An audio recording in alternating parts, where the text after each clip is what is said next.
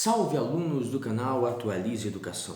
Hoje vamos falar sobre Segunda Guerra Mundial. Essa é a primeira de algumas videoaulas sobre esse tema tão relevante, tão importante para os vestibulares e para a compreensão do que foi o século XXI na história.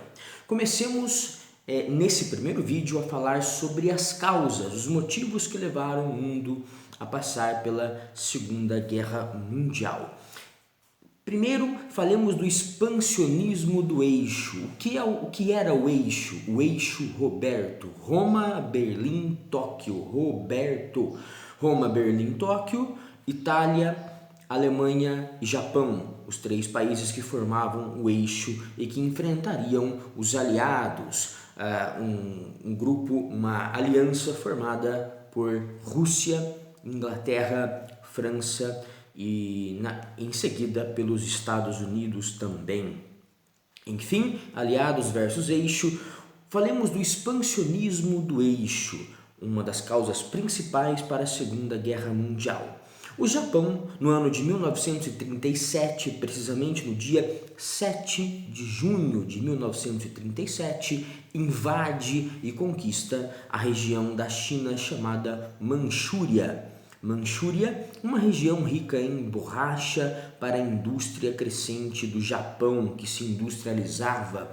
O expansionismo japonês, então, buscou espaço na China, espaço e matéria-prima. Daqui a pouco vamos falar sobre uma palavrinha, um conceito geográfico que vocês já devem conhecer, Lebensraum, espaço vital, o que as nações do eixo procuravam, expandir-se conquistando territórios e, com isso, recursos naturais para a sua indústria, por exemplo, a borracha da Manchúria na China para o Japão, para a indústria japonesa.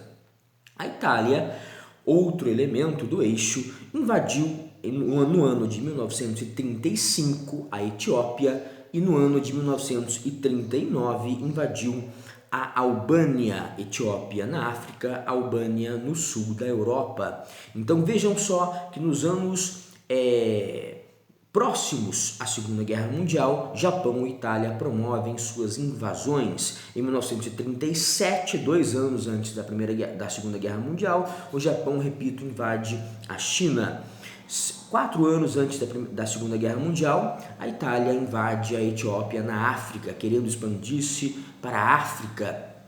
E no ano de 1939, mesmo ano da Segunda Guerra Mundial, do início da Segunda Guerra Mundial, a Itália invade a Albânia no sul da Europa. Agora falemos da principal potência do eixo, da Alemanha. A Alemanha, no ano de 1936, 3 anos antes do início da Segunda Guerra Mundial, a Alemanha inicia a sua expansão militar, a sua conquista de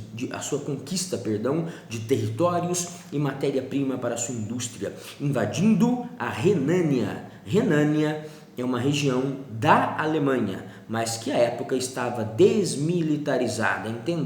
Vamos entender esse conceito, essa palavra, região desmilitarizada. A Renânia é uma região que fica entre a Alemanha, de um lado, e do outro, a França e a Bélgica. Sendo uma região desmilitarizada, uma região sem a presença de forças militares, isso era o que dizia o Tratado de Versalhes. Esse Tratado de Versalhes, assinado pela Alemanha no final da Primeira Guerra Mundial, obrigava os alemães a desmilitarizarem essa região. Não tendo a presença de forças militares e sendo uma região entre Alemanha e França, a Renânia funcionaria como um muro, como uma proteção, como uma barreira entre o exército alemão e o exército francês. Afinal de contas, a França, se visse alguma movimentação militar de tropas nessa região, saberia que algo estranho estava acontecendo, algo muito estranho estava acontecendo, preparando-se, tendo tempo de preparar-se para uma possível invasão alemã.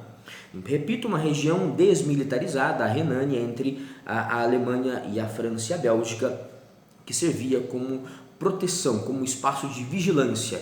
Se não tem força militar hoje e começa a ter a partir de amanhã ou da semana que vem, é melhor a gente aqui na França se preparar, porque haverá uma guerra sim. Enfim, a Alemanha invade essa região com seu exército em 1936. E o que a França e a Inglaterra fazem? Nada, esperam porque temem a Segunda Guerra Mundial, temem o exército nazista. O ano é 1938, 2 anos depois acontece o Anschluss. No dia 12 de março, parte das tropas nazistas, invade na madrugada desse dia o território austríaco. Isso é o Anschluss. Anschluss, em português, significa anexação. Acontece a anexação do território da Áustria.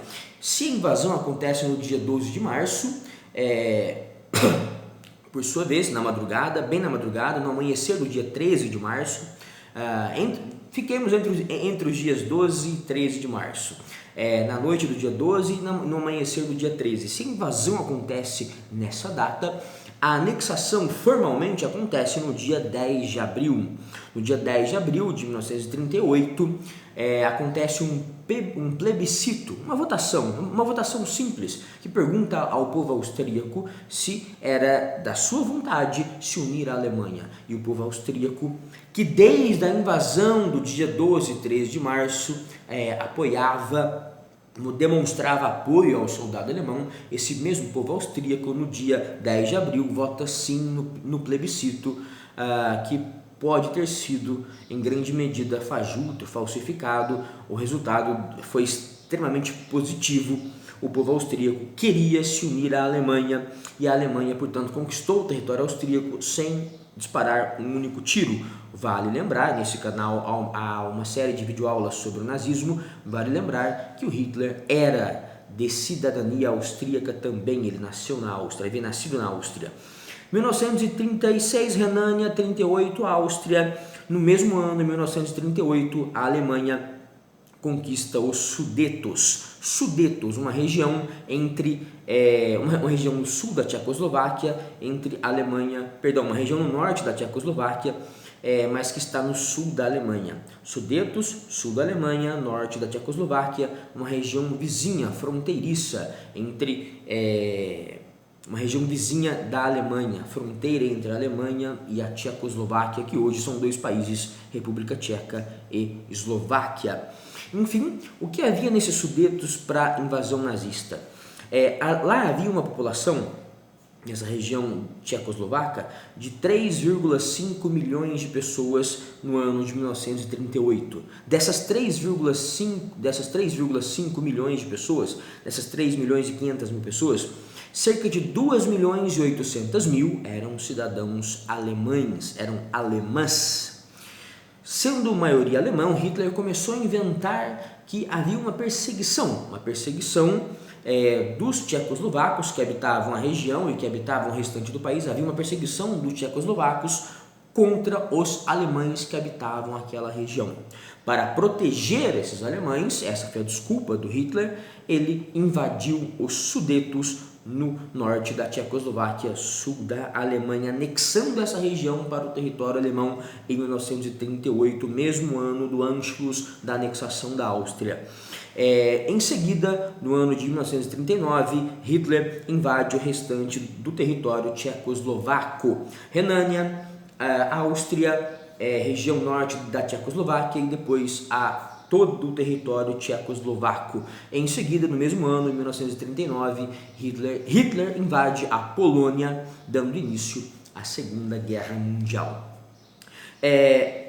Enquanto Hitler invade a Renânia em 1936, enquanto ele invade a a Áustria em 1938, a Tchecoslováquia em 1938 e 39, os aliados, os ingleses, franceses, americanos, russos, nada fazem, principalmente ingleses e franceses, vizinhos da Alemanha. Por que nada fazem? Porque só fariam alguma coisa quando Hitler invadisse a Polônia, dando início à Segunda Guerra Mundial. Porque não declararam guerra antes da invasão da Polônia. evitando assim um crescimento maior do exército alemão, por causa da política de apaziguamento. Vamos deixar o Hitler invadir a Renânia, vamos deixar o Hitler invadir a Áustria, os Sudetos na Tchecoslováquia, o resto da Tchecoslováquia, só não vamos deixar o Hitler invadir mais territórios. Porque, pelo jeito, se deixarmos, ele vai invadir o mundo todo, a Rússia, a Europa toda, enfim, a Inglaterra, a França. A política de apaziguamento foi uma tentativa de ingleses e franceses de negociar com Hitler, dar território, deixar a Alemanha se expandir, mas o Hitler parecia não ter limites, e quando ele invade a Polônia é declarada a Segunda Guerra Mundial pelas potências a Inglaterra e França. Mas vamos entender de modo mais detalhado essa segunda causa da Segunda Guerra Mundial, a política de apaziguamento feita por ingleses e franceses. O ano é 1938, o mês é setembro. Na cidade de Berlim acontece na cidade de Munique acontece a Conferência de Munique, setembro do ano de 1938. Ali, Benito Mussolini representa a Itália, Adolf Hitler representa a Alemanha, Edouard Daladier representa a França e Neville Chamberlain representa como primeiro-ministro a Inglaterra, o Reino Unido. Ingleses, franceses de um lado, alemães e italianos do outro, discutem esse expansionismo, principalmente alemão, o italiano também. A Itália havia invadido a Etiópia, estava invadindo a Albânia, mas o que estava em jogo nessa discussão, nessa conferência, nessa reunião, era fundamentalmente o expansionismo alemão, que já havia conquistado, o ano é 38, repito, da Conferência de Munique, que a Alemanha já havia conquistado a Renânia, a Áustria e tinha a intenção de conquistar os Sudetos. O que ficou acordado nessa conferência? Sabendo que no dia 7 de março de 36 a Alemanha invadiu a Renânia, no dia 12, 13 de março os alemães invadiram, no dia 7 de 3 de 36 a Alemanha invade a Renânia, havia invadido a Renânia, no dia 12 e 3 de março de 38 a Alemanha havia invadido a Áustria. Sabendo disso, e sabendo que a Alemanha queria invadir os Sudetos, pelos motivos que falamos agora, pela falsa perseguição que os alemães sofriam nessa região, sabendo disso, o que Daladier pela França e Chamberlain pela Inglaterra decidiram, diante da promessa do Hitler de que só invadiria os Sudetos, decidiram deixar a Alemanha invadir esse território. Deram os Sudetos para a Alemanha, na esperança de que Hitler se contentasse com mais essa fatia do bolo. Enfim, entra aqui o conceito de Lebensraum. Lebensraum, uma palavra só, L-E-B-E-N, Leben, S-R-A-U-M, Lebensraum. Essa palavra em português significa espaço vital, é um conceito geográfico criado, pensado pelo geógrafo alemão Friedrich Ratzel.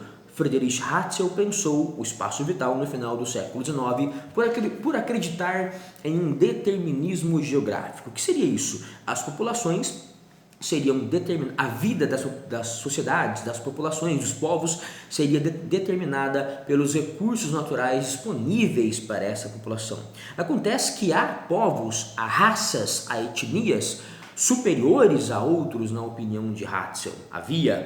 Era um pensamento racista, era um racismo científico. Se há raças superiores, se há raças mais inteligentes, essas raças naturalmente vão precisar de mais recursos naturais, porque essas raças vão industrializar os seus territórios, as suas sociedades. Industrialização era sinônimo de inteligência, de superioridade racial. A Europa era superior à África, e um sinal claro disso era o fato da Europa estar industrializando-se, criando tecnologias para a exploração e aproveitamento da natureza. Portanto, os alemães seriam a raça, na opinião de Ratzel, uma das raças mais superiores da Terra e necessitariam, obviamente, de mais recursos naturais, de mais petróleo, borracha, carvão mineral, ferro e outros minérios e outros recursos, água, terra, para a sua expansão industrial. Enfim, naturalmente, naturalmente, esse conceito de Lebensraum, espaço vital, seria usado por Hitler para justificar o seu expansionismo.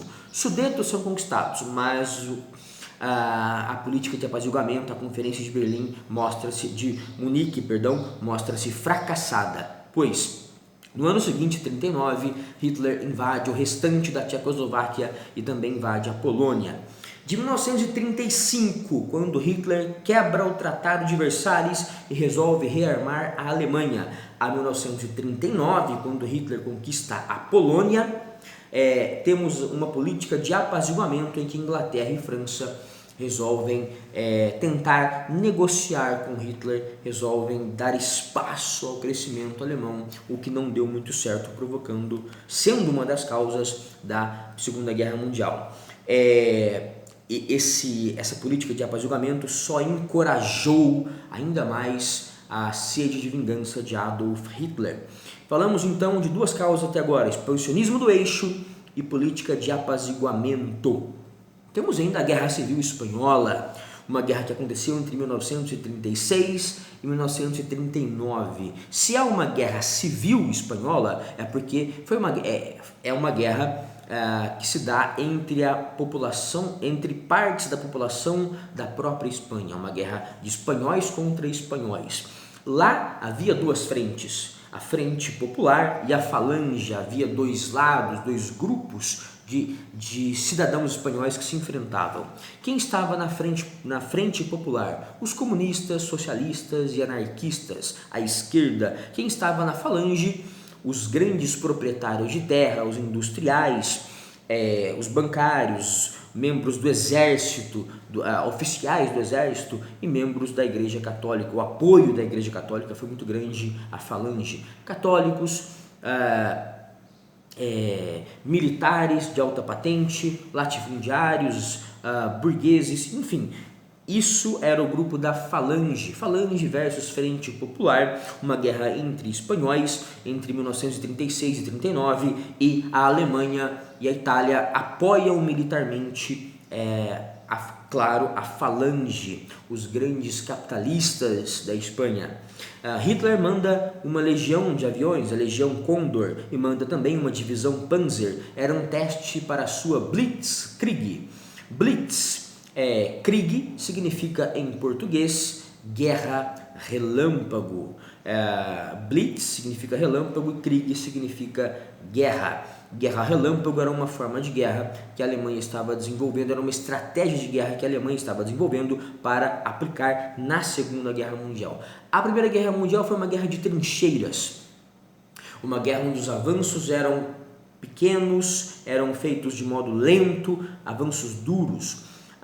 Uma guerra parada, uma guerra de muito sofrimento, anos de sofrimento. Hitler queria desenvolver e desenvolvia com seus generais uma forma de guerra em que as tropas avançariam primeiro com os aviões bombardeando posições importantes inimigas. Depois os tanques de guerra passariam pelas trincheiras, chegando ao ponto de trás do inimigo. Logo em seguida, veículos mecanizados levariam tropas especializadas para um combate rápido. E só por último, chegaria a infantaria mais lenta. Foi dessa forma, veremos na próxima aula, que Hitler conquistou o território polonês, venceu o exército polonês, que estava armado de canhões e cavalos, como acontecia na Primeira Guerra Mundial. Enfim, o exército alemão venceu o exército polonês em 2 semanas de combate. Venceu em poucas semanas, também o exército francês. A Blitzkrieg foi uma nova forma de guerra testada na Polônia.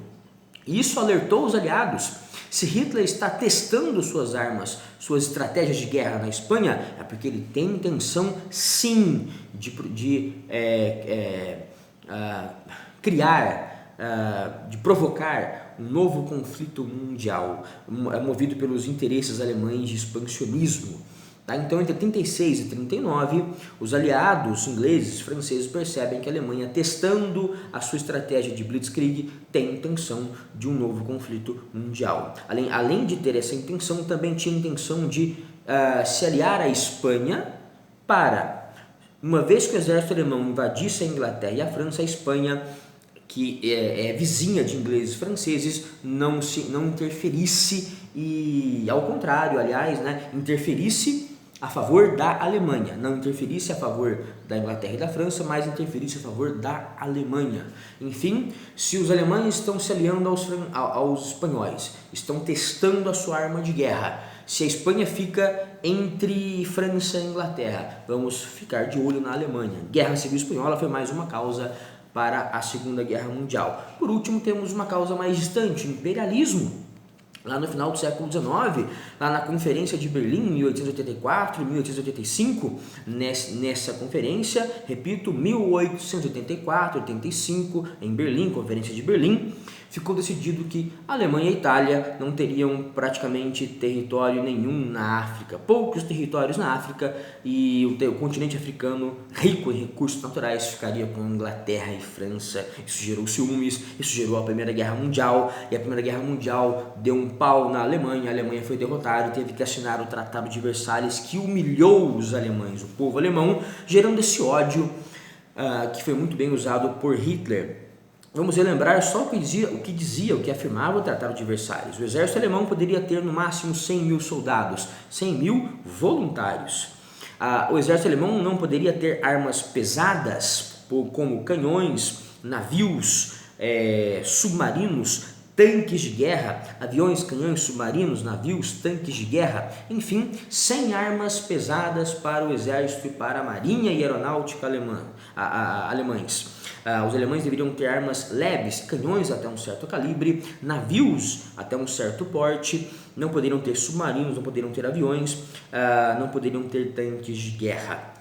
Enfim, a Alemanha deveria ter um exército pequeno e frágil.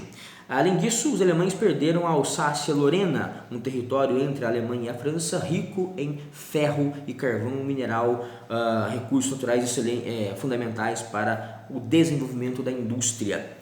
A Alemanha perdeu também todas as suas colônias, as suas terras, na África, na China e nas ilhas do Pacífico. Já tinha pouco, perdeu o que tinha.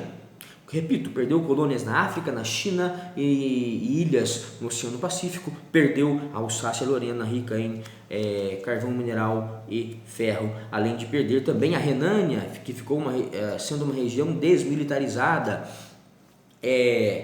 Enfim, perdeu também outra parte importante do seu território.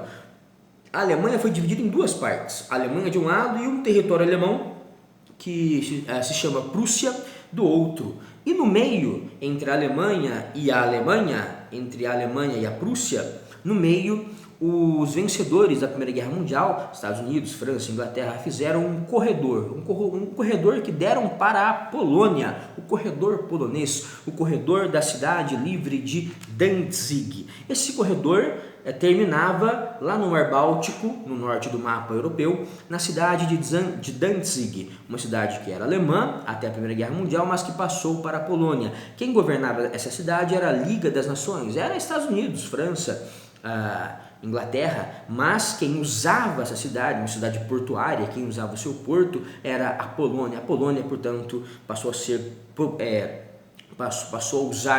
proprietária, entre aspas, dessa cidade e desse corredor que cortava a Alemanha no meio. Percebam a humilhação que sofreu o exército alemão e o povo alemão por meio do Tratado de Versalhes. Corredor polonês, perda de territórios, a indenização, uma indenização de 33 bilhões de dólares que a Alemanha deveria pagar aos vencedores da Primeira Guerra Mundial. Tudo isso estava entre os artigos 231 e 247 do Tratado de Versalhes, 231 e 247, 17 artigos desse tratado que podem ser considerados o ovo da serpente, o ovo do nazismo, e o nazismo foi o que causou pelo seu expansionismo a Segunda Guerra Mundial. Imperialismo e Tratado de Versalhes, Guerra Civil Espanhola, política de apaziguamento e o expansionismo do eixo. Essas são as 4 principais causas para a Segunda Guerra Mundial. No próximo vídeo veremos as fases, veremos o que foi realmente o conflito da Segunda Guerra Mundial. Fiquem com Deus, muito obrigado, até o próximo vídeo.